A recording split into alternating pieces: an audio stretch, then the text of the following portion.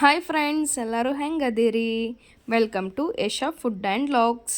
ಇವತ್ತು ಈಸಿಯಾಗಿ ಕೊಬ್ಬರಿ ಚಟ್ನಿ ಮಾಡೋ ರೆಸಿಪಿ ತೋರ್ಸಾತೀನಿ, ನೋಡ್ಕೊಂಡು ಬರೋಣ ಬರ್ರಿ. ಇದಕ್ಕೆ ನಾನು ತುರಿದಿಟ್ಕೊಂಡಿರೋ ಅಂಥ ಕೊಬ್ಬರಿ, ಪುಟಾಣಿ, ನೆಕ್ಸ್ಟ್ ಮೆಣಸಿಕಾಯಿ, ಕೊತ್ತಂಬರಿ ಅಷ್ಟೇ ತೊಗೊಂಡೇನ್ರಿ. ಇವಾಗ ಮಿಕ್ಸಿ ಜಾರಿಗೆ ನಾನು ಕೊಬ್ಬರಿ ಪೌಡ್ರನ್ನ ಹಾಕ್ಕೊಳತ್ತೀನಿ.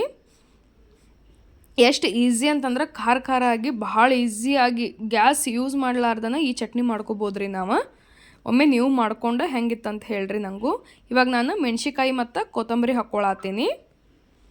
ನೆಕ್ಸ್ಟ್ ನಾನು ಇದಕ್ಕೆ ಸ್ವಲ್ಪ ಪುಟಾಣಿ ಹಾಕ್ಕೊಳತ್ತೀನಿ.